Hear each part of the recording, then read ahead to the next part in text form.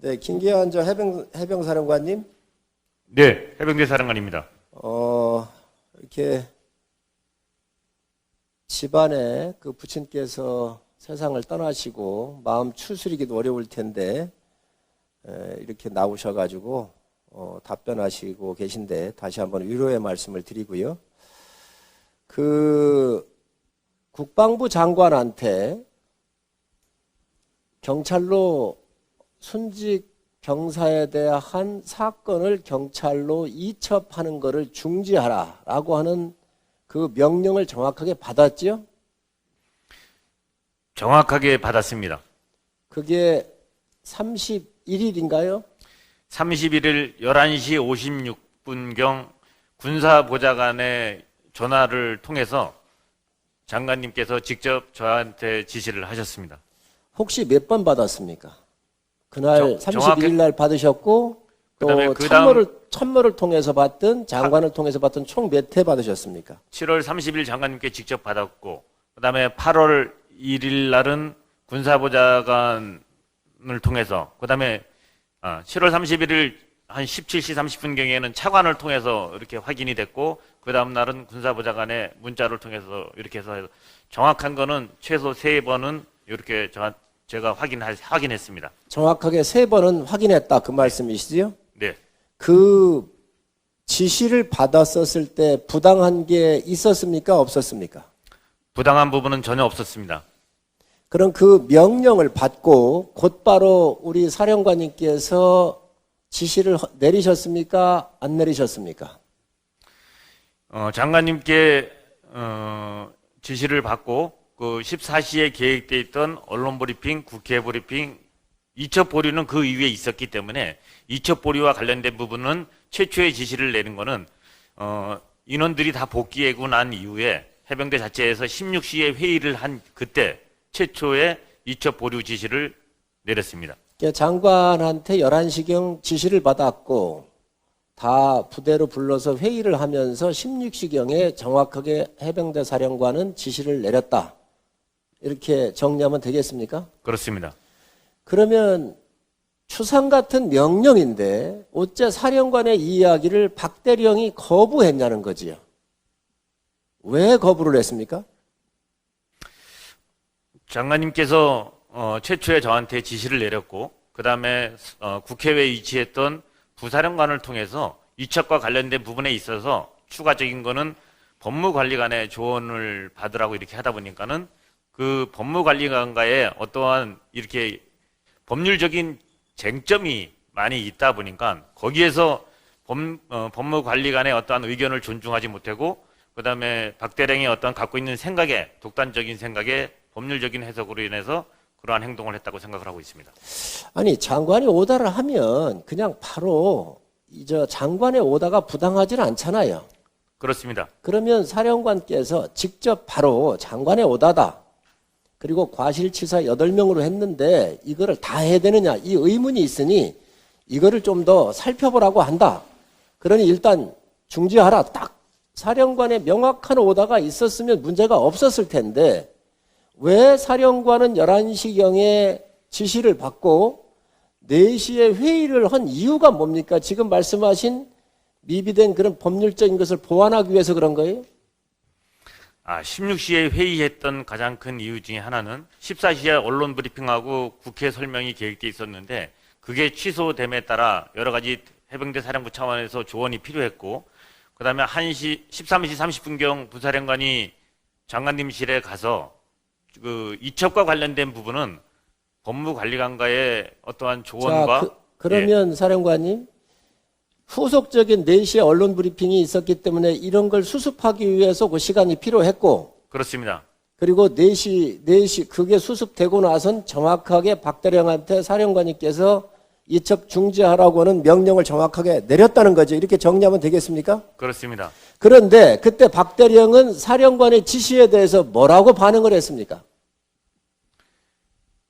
그때는 계속 이첩을 해야 된다는 그러한 의견을 줬고 그 다음에 법무관리관이 헌병대에서 군사경찰에서 저거 했던 입건전 조사와 관련된 서류 일체를 보내달라고 했기 때문에 그거를 보내준 이후에 내일 추가적으로 토의를 하자고 그렇게 제가 얘기를 했습니다. 그러면 지금 사령관께서는 정확하게 지시가 내려갔고 그 이첩에 있어서의 몇 가지 문제를 박 대령이 제기를 했다는 거잖아요. 그렇습니다. 그 제기한 거를 그 자리에서 결론을 못 냈습니까? 네. 왜냐하면은 그러면 그 결론을 못 내린 거는 박 대령이 못 내린 겁니까? 사령관이 못 내린 겁니까? 박 대령이 못 내린 부분입니다. 이거를 왜 자꾸 묻냐면 다른 분들은 좀 조용해 주세요. 이걸 왜 자꾸 묻냐면 사실 이 사건 굉장히 간단한 사건이에요. 장관도 의문을 가질 수 있습니다. 왜 그러냐? 8명을 기소 의견으로 내니까 아니, 작전에 들어갔었던 일반 병사들이 무슨 문제가 있겠어요. 그러니까 이분도 장관도 분명히 이게 의문 제기할 수 있는 거예요. 그런데 그거에 대해서 박 대령이 또 문제 제기했다고 하는 거잖아요, 지금.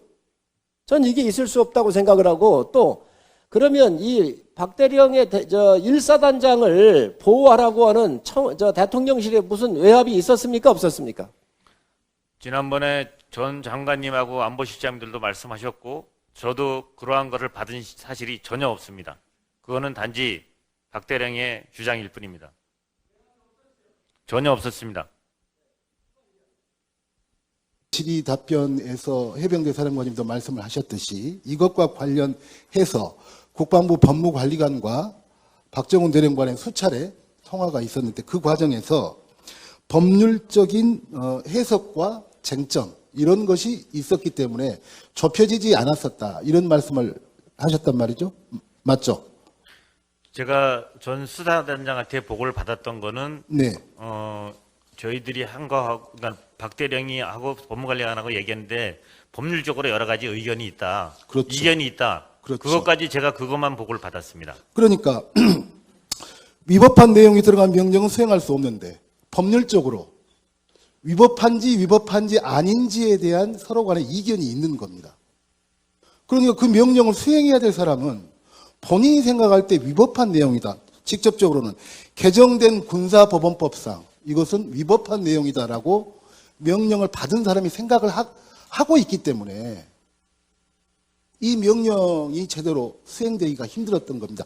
그렇기 때문에 우리 해병대 사령관님을 포함해서 해병대 사령부에서 이와 관련된 수차례의 회의가 있었던 거죠. 그리고 그 명령을 전달했으나 정확하게 결론을 못 내리고 그 다음 회의로 갔고 그 다음 회의로 갔고 이런 과정이 있었던 겁니다.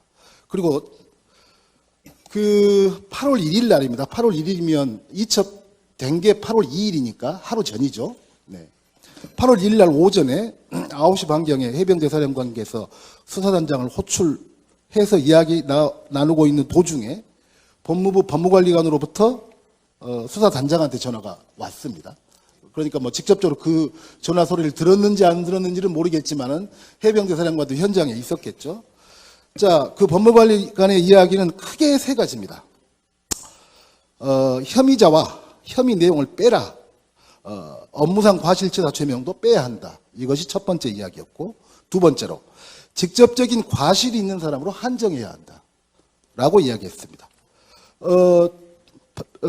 박 대령이 직접적인 과실이 있는 사람이라고 하면 직접 물에 들어가라고 한 대대장 이하를 말하는 것이냐라고 했더니 그렇다라고까지 했다는 게 통화 내용입니다. 세 번째 법무관리관의 이야기는 이첩 시기를 장관님 귀국 이후로 하여야 한다.